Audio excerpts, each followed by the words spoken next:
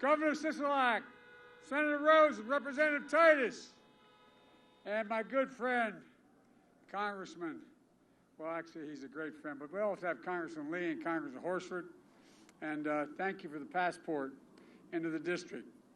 And I want to thank the principal of this great school, Ryan Cordia, here at Southeast Career Technical Academy for hosting this. Just what he needed today. You know, I know you wish your students could be here, but I think that we're going to all look forward to that day soon. I want to thank you all and your staffs for doing all you've done in this challenging time. And Alejandro, thank you for the introduction. And you and all the people who chose and parents chose to come to the United States are the reason why we are the nation we are. Thank you, thank you, thank you. Look, I know times are tough, especially for folks working in hospitality, even before the pandemic and recession. You, in your case, Alejandro, still had to work 2 jobs. Now it's 1. You're just trying to do right by your family. Just like so many people across the country. I just left East Las Vegas Community Center with Assemblyman Edgar Flores, son of Mexican immigrants. I got to talk to his dad. He got to swear at his dad as a United States citizen last week. He became a lawyer to fight for the rights of immigrants. He made sure that I met with a group of Latino leaders who fight for respect and dignity that we're all entitled to, no matter who we are or where we're from. Yesterday, I was with Kamala Harris in Arizona after her outstanding debate performance. I couldn't be prouder of running alongside her. She's always looking out for the people, for you. You know, we took a tour through Phoenix. We met with the workers and small business owners and tribal leaders. We met with Cindy McCain, John McCain's wife, a widow and a dear friend of an American hero, John McCain. We also saw the resilience and the goodness and decency of the American people. They're not looking for a handout. They just want a fair shot. My dad used to have an expression. When he lost his job up in Scranton when I was in grade school, my dad would say, and we had to move in with my grandparents when he went down south from Scranton to Wilmington, Delaware, looking for a job. And he used to always say that, the fact is, Joey, I'm not looking for government to solve my problems, but I hope in hell I can at least understand my problems. He finally got a job. We could afford to buy a small home. He worked hard to build a decent middle-class life. It wasn't easy for him, but he had an expression. As I said, a job, Joey, is about a lot more than a paycheck. It's about your dignity. It's about respect. It's about your place in the community. It's being able to look your kid in the eye and say, honey, it's going to be okay. You deserve a president who understands what you're going through, who sees you where you are and where you want to be. The last thing you need is a president who ignores you, looks down upon you, who just doesn't understand who in God's name we are. That's President Trump. His reckless personal conduct since his diagnosis, the destabilizing effect it's having on our government is unconscionable. He didn't take the necessary precautions to protect himself or others. And the longer Donald Trump is president, the more reckless he gets. How can we trust him to protect this country? Governor, you've seen how he picks fights with states and pits them against one another. Look what's happened. More than 210,000 Americans are dead. 420,000 have been hospitalized. We lose anywhere from 700 to 1,000 people every single day in America. Worse than any country in the world. More than 7.5 million Americans have been infected, and we're still counting. And here in Nevada, there have been more than 82,000 cases in total. More than 1,600 deaths. 80% of those deaths have been seniors over 60 years of age. Black, Latino, Asian American, and Native American communities are especially hit hard. Nationally, the infection rate among Latinos is almost 3 times higher than that of white non-Latinos. And the death rate as well is 3 times higher. More than 40,000 Latinos have died from COVID-19. My heart goes out to all those families. We got up this morning, there was an empty chair around the kitchen table. I'll go to dinner tonight, and the person that should be there is gone. You know, they've lost part of their soul. They've lost part of their life. It's all about family. With you and I, it's all about family. Losing family is a devastating thing. We can do so much better. My heart goes out to everyone struggling with the economic crisis caused by the neglect, the simple neglect of this president. Nearly 11 million jobs lost since the beginning of this crisis, and they still haven't come back, including 136,000 jobs here in Nevada. Temporary layoffs have turned to permanent layoffs. Record growth last month in the number of Americans facing long-term unemployment. And the problem with long-term unemployment, once you get beyond a certain point, history shows us that they never get a job again. All told, there are now 30 million workers who either lost hours, lost paychecks, or lost their jobs entirely. Roughly 700,000 people have dropped out of the labor force last month, and the vast majority were women. We're still down 647,000 manufacturing jobs nationwide since the crisis has started, and our balance of payments deficits are going up. And here in Nevada, the unemployment rate is 13.2%, the highest in the nation, because of President Trump's negligence. The hospitality industry has been hit particularly hard. The Culinary Union has recently said publicly that 50% of their members are still out of work. Tourism in June was down 70% from a year ago. The result? President Trump will be the first president in modern history since Hoover to leave office with fewer jobs than he had when he came into office. Here in Nevada, after seeing over 200,000 jobs created in the last 7 years of the Obama-Biden administration, Nevada has actually seen jobs go down under the Trump presidency. He's leaving us what he says, the V-shaped recession. It's a K-shaped recession, where those at the top keep going up, and the middle class and everyone else keeps going down, getting worse. It means essential workers who sacrificed to keep us going through this pandemic are being left behind by the most unequal recovery in modern history. You get this, the top 100 billionaires in America have done pretty well.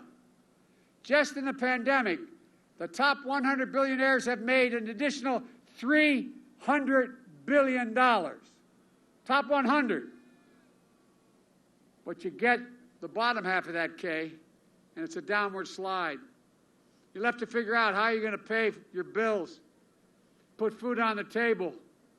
So much food insecurity in America in this state. How to balance doing your job with being a teacher for your kids, because of the negligence of the president, they can't go back to school because they haven't provided the wherewithal for schools to open. You're asked to risk your neck because you can't work from home, where the risk of COVID are kept outside.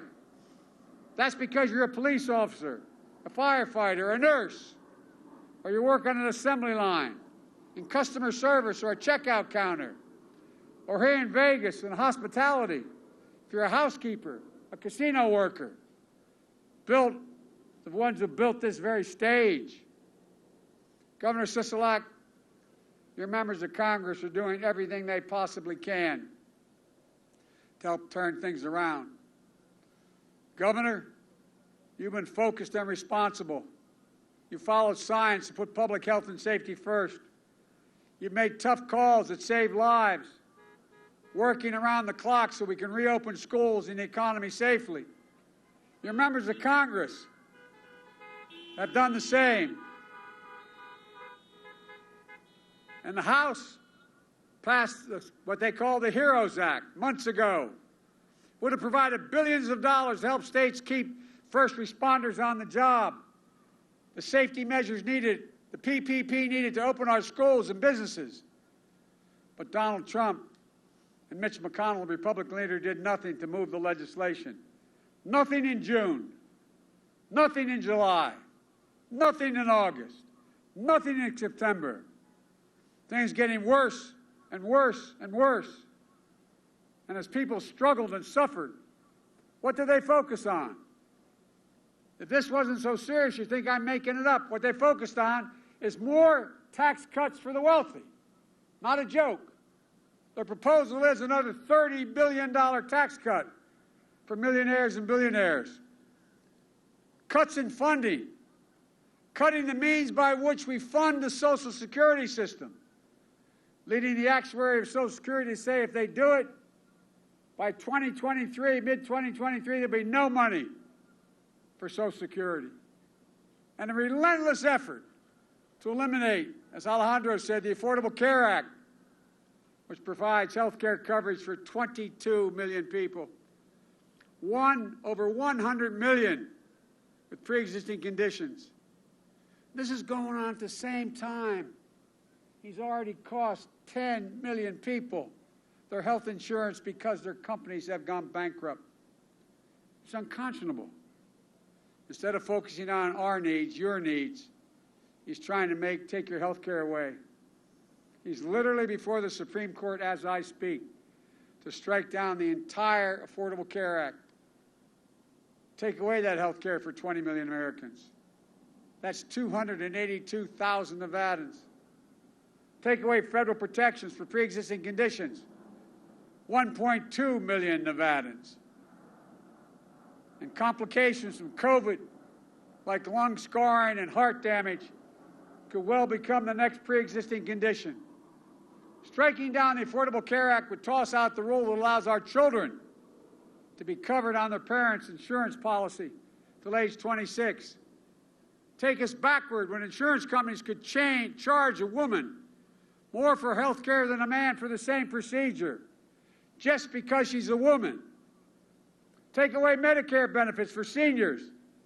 Increase their drug drug prescription costs. And just as he vowed to, quote, terminate, as I said earlier, the funding for Social Security.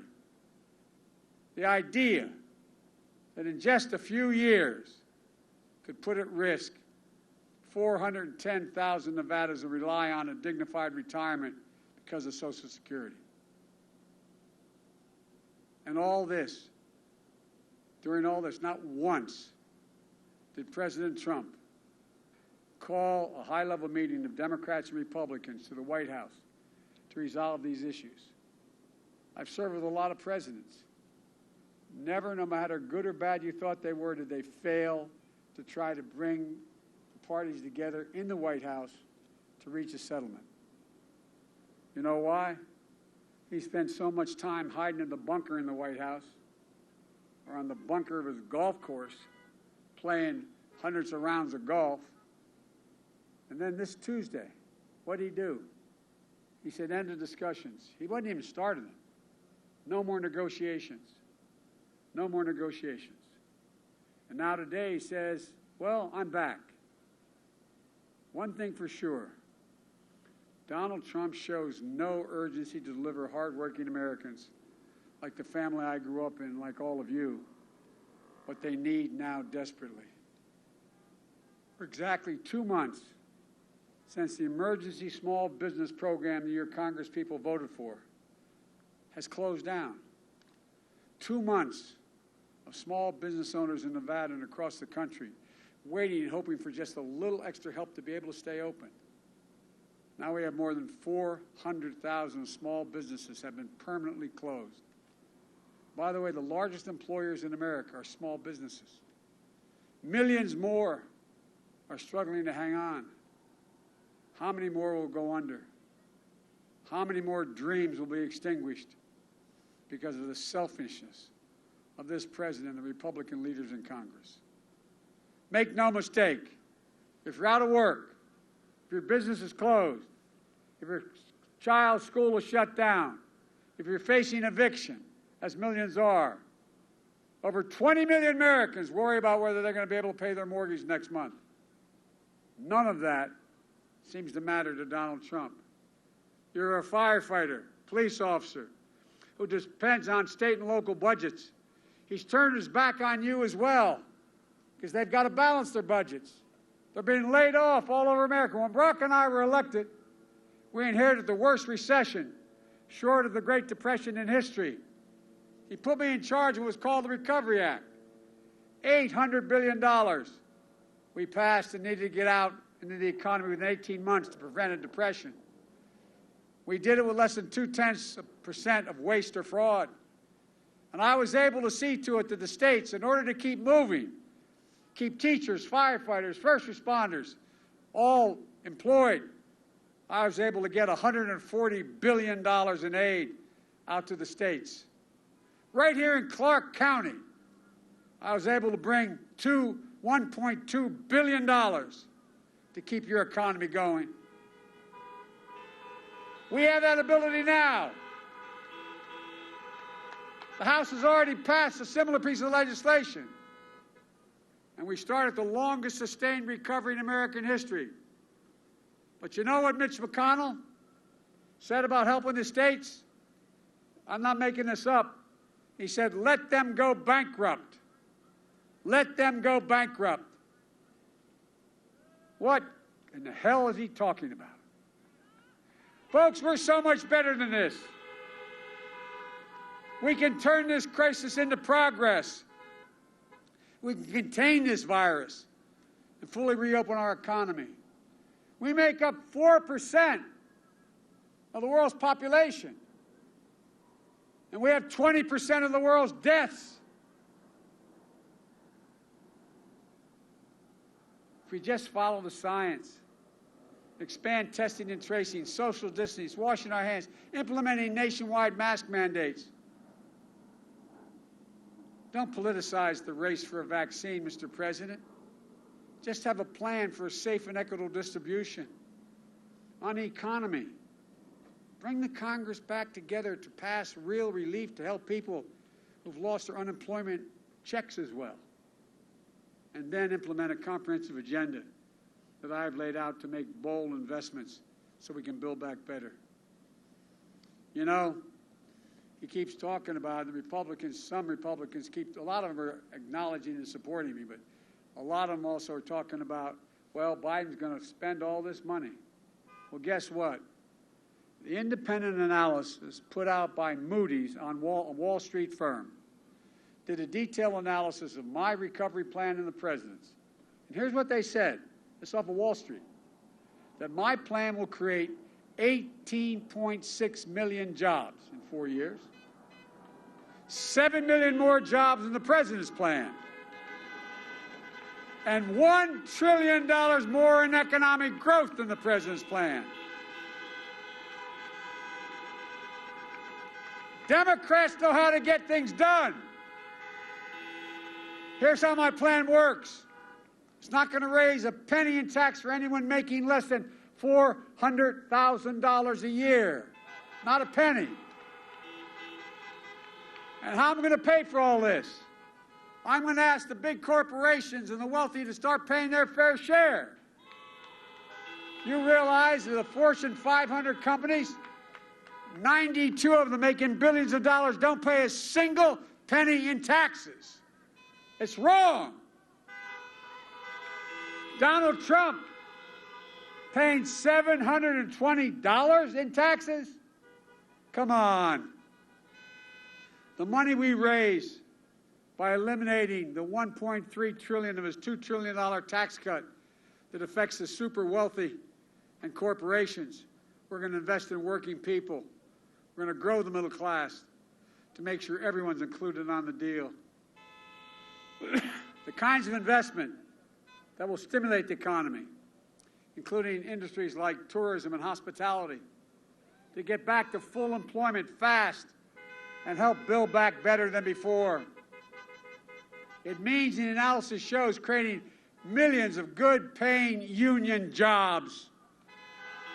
manufacturing and technology, making sure our future is made in America.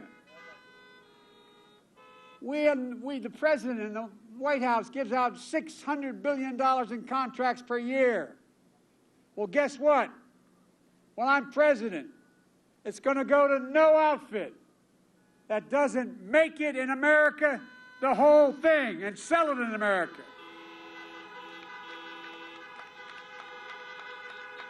I mean it. In infrastructure, building roads, bridges, highways, ports, airports, and clean energy, upgrading 4 million buildings and weatherizing 2 million homes, creating at least 1 million good-paying jobs in the process, making the climate safer, saving hundreds of millions of barrels of oil. We'll deal with climate change by creating millions of union jobs that build the climate resilience of our cities and our towns, fighting back stronger, more frequent wildfires, beating heat waves, droughts, hurricanes, and floods. And by the way, did you hear what the President said about hurricanes this summer? He was told about how they're coming across the warm water in the Atlantic, and if they get to, the closer they get to the shore, the worse they get. You know what he said, Alejandro? He said, maybe we should drop an atomic weapon on them and blow them up. As we say in my religion, bless me, Father, for I have sinned. What's going on here? Under my plan, small business come out the other side of this crisis with access to capital and the ability to deal with their debts. We're going to get $50 billion in new capital, especially for minority-owned businesses and small businesses. We're going to make another $100 billion in low-interest loans available to these businesses, creating jobs, increasing economic growth, and increasing incomes. A $15 minimum wage. I'm dreaming here. But a $15 minimum wage for our essential workers. We're not just going to praise you. We're going to pay you with a good wage. Ensure you have strong benefits. We'll ease the burden of the major cost in your life. We'll build the Affordable Care Act, adding new health insurance options, not-for-profit public options, which give private insurers a real competitor. We're going to increase subsidies for premiums and lower your costs, increase plans that will lower deductibles and lower out-of-pocket expenses. And we're going to take on the pharmaceutical industry.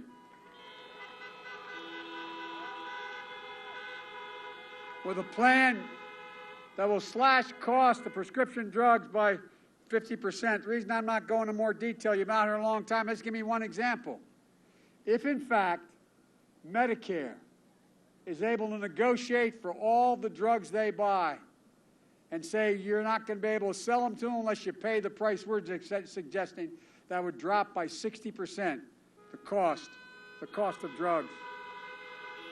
We'll also make high-quality child care available and accessible. We'll work with the states to ensure that every 3-4-year-old will get access to free, high-quality preschool, not daycare. We're going to make sure low- and middle-income families never have to spend more than 7% of their income to care for young children. Because if we truly want to reward work in this country, we have to ease the financial burdens and create the care for families that are caring for raising a child and an aging loved one. Look, and the professional caregivers out there, home health care workers, child care workers, more often women of color, immigrants, are too often underpaid, underseen, and undervalued. That's why my Build Back Better plan will elevate the compensation, benefits, and dignity of caregiving workers and early childhood educators. We're also going to triple the funding for Title I schools like the one behind me here, which serve high number of children from low-income families. We're going to make 4 years of public college and universities tuition-free for any family that makes less than $125,000 a year. We're going to make community college and job training programs free for all hardworking Americans that qualify. And if you're buying your first home, we're going to provide a $15,000 tax credit to help you get there. We're going to protect Social Security and increase benefits for millions of seniors. Look, I'm not going to lay it out, but go to joebiden.com. Go to Moody's. Look it up. We pay for all this and we grow the economy at the same time. The fact is, the President of the United States can only see the world from Park Avenue. He thinks Wall Street built this country and CEOs. I see the world from where I grew up in Scranton, Pennsylvania, and Claymont, communities like some that you live in. I know the middle-class working people built this country. The measure of our economic success is by what our families are talking about around the kitchen table. Are you able to look your kid in the eye and say, honey, it's going to be okay? How many times do you know somebody this morning had to say, I know those tires are bald, but you got to ride on them for another 20,000 miles. We just don't have the money. We just can't do it now. Who's going to tell her she can't go back to school because we can't continue to borrow the money to keep her in that community college? They're the discussions that took place around my table, and I'm sure yours as well. But if we're going to get anything done, we've got to come together. I made a speech I worked really, really hard on and thought really hard about before I made it in Gettysburg, Pennsylvania, on the battlefield last week. I said at that time that we're facing a crisis not unlike we did after Gettysburg. I said there that I'm running as a proud Democrat, but I'm going to govern as an American president.